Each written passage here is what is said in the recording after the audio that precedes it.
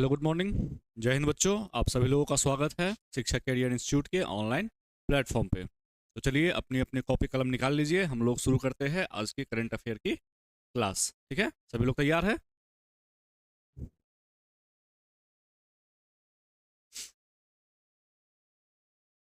पहली हेडिंग डालिएगा डेटा संरक्षण दिवस। पहली हेडिंग डालिएगा डेटा संरक्षण दिवस।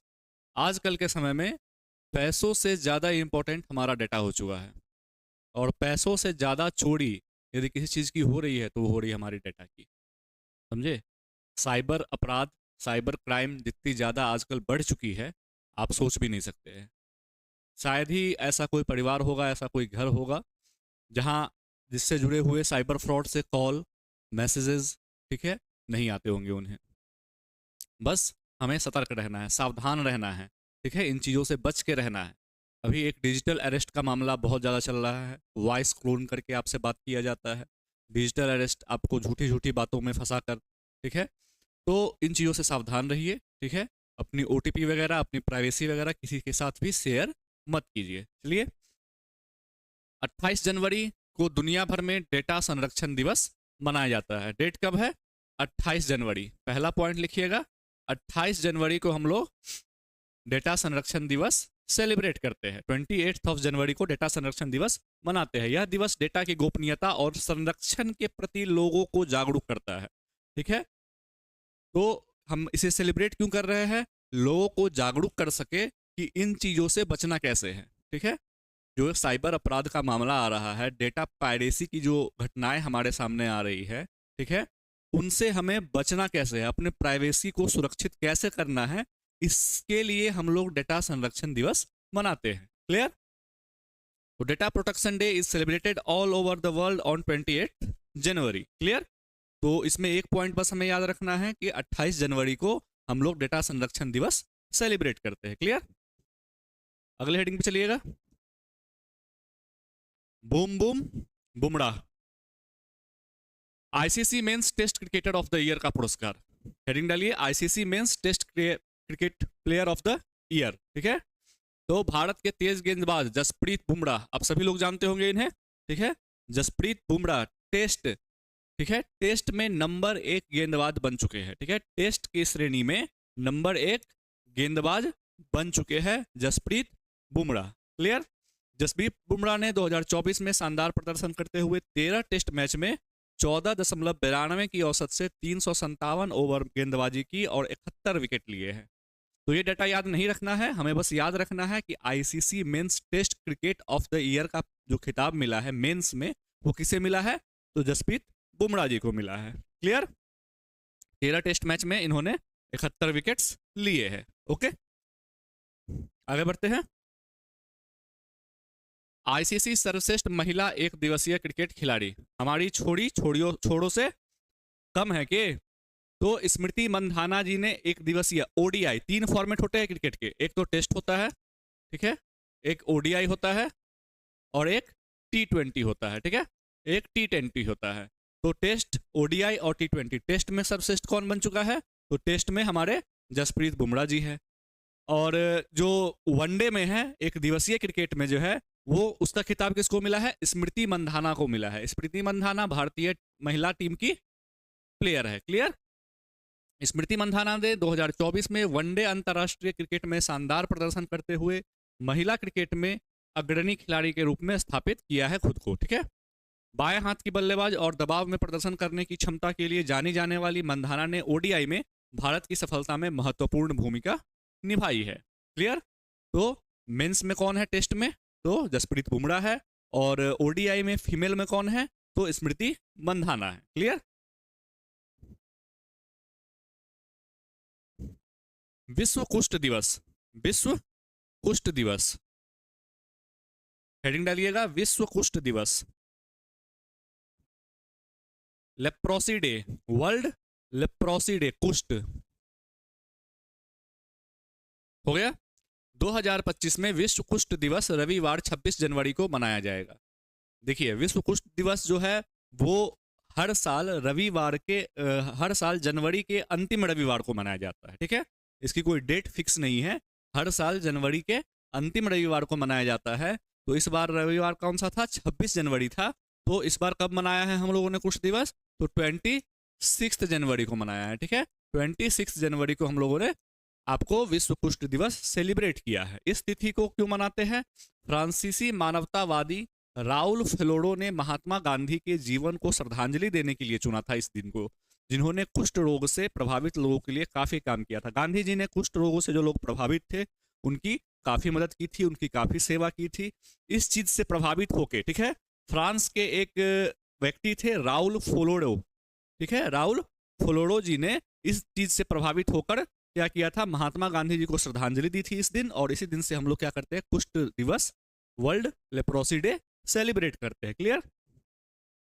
दूसरी चीज जो इसका थीम था वो क्या था, ठीक है, दूसरी चीज हमें याद क्या करना है, इसका थीम जो है एकजुट हो जाओ, काम करो, कुष्ठ रोग को खत्म करो। एकजुट हो जाओ, काम करो और कुष्ठ रोग को खत्म करो। तो सेलिब्रेट कब किया हम लोगों ने, 26 जनवरी।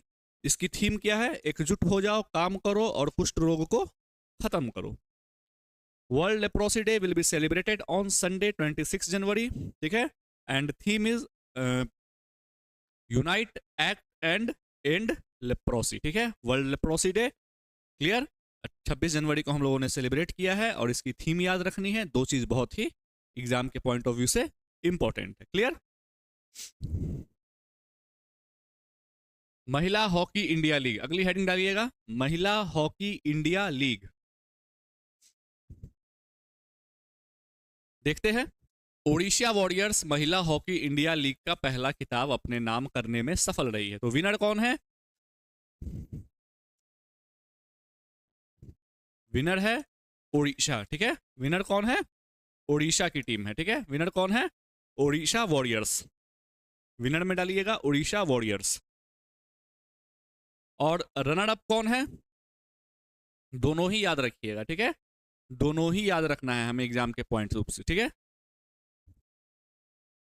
सूरमा हॉकी क्लब, ठीक है, सूरमा हॉकी क्लब,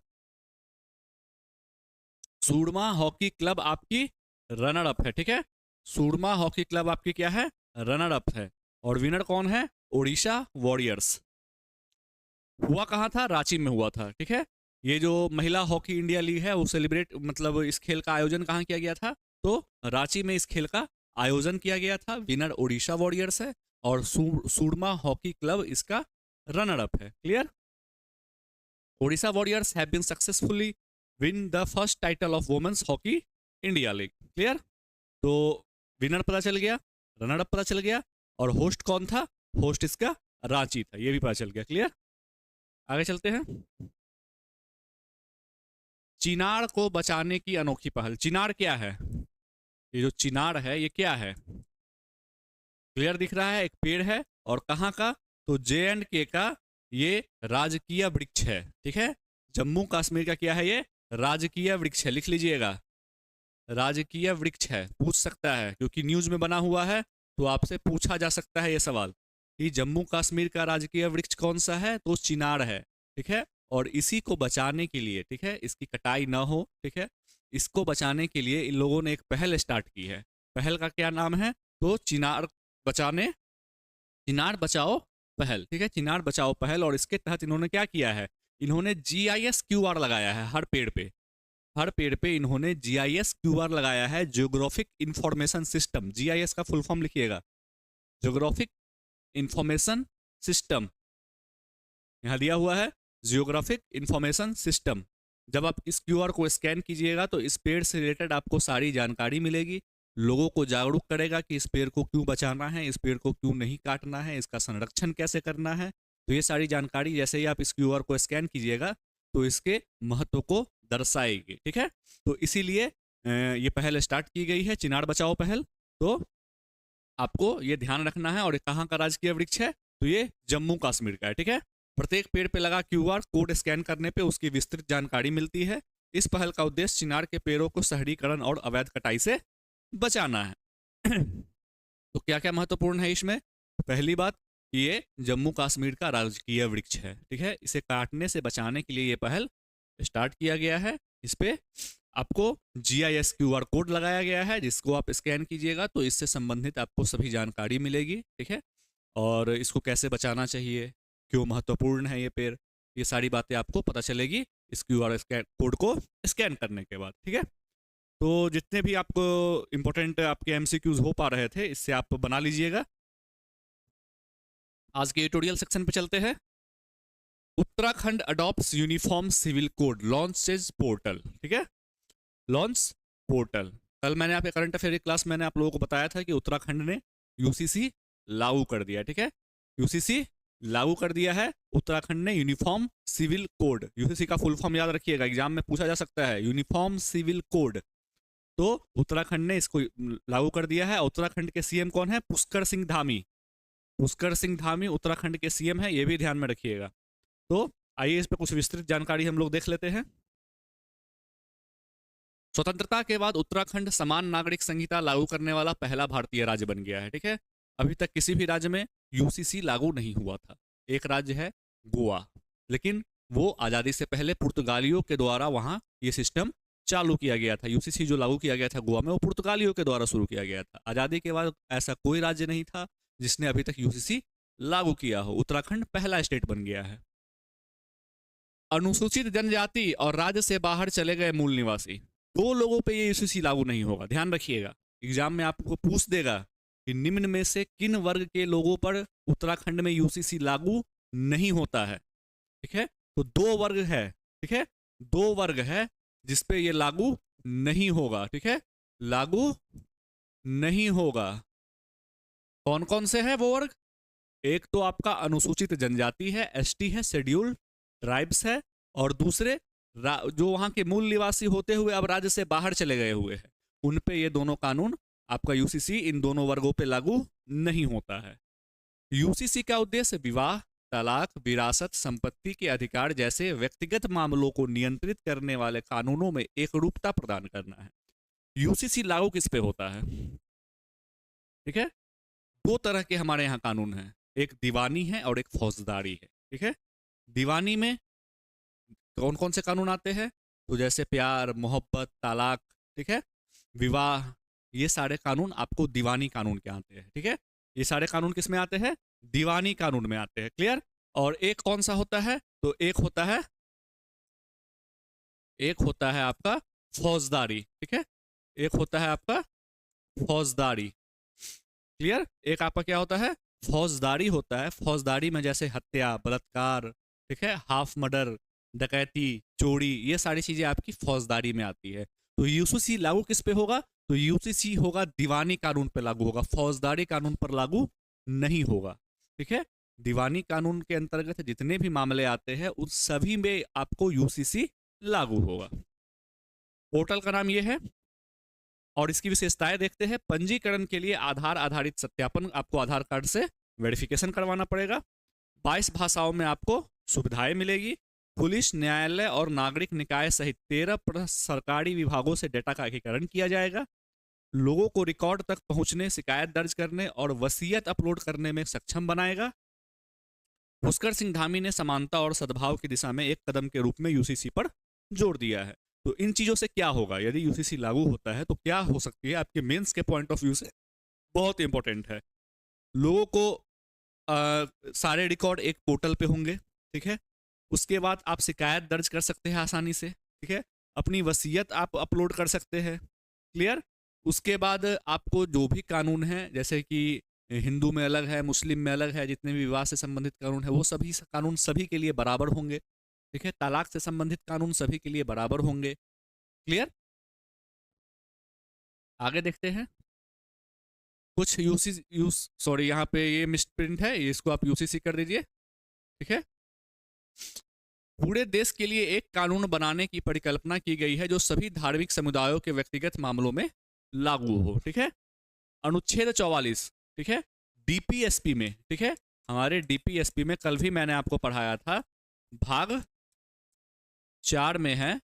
और अनुच्छेद आर्टिकल कौन सा है? आर्टिकल है आपका 44। आर्टिकल कौन सा है? 44 आर्टिकल में आपको दिया गया है यूसीसी के बारे में। राज्य भारत के पूरे क्षेत्र में नागरिकों के लिए समान नागरिक संहिता सुनिश्चित करने का प्रयास करेगा। और डीपीएसपी में जो बातें कही जाती है वो जरूरी नहीं है कि आपको इंप्लीमेंट करना ही है। ठीक है, राज्यों से ये कहा जाता है कि आप सभी लोग अपने अपने राज्यों में समान नागरिक संहिता लागू करेंगे, और उत्तराखंड ने इस चीज को कर दिखाया है और पहला राज्य बन गया है।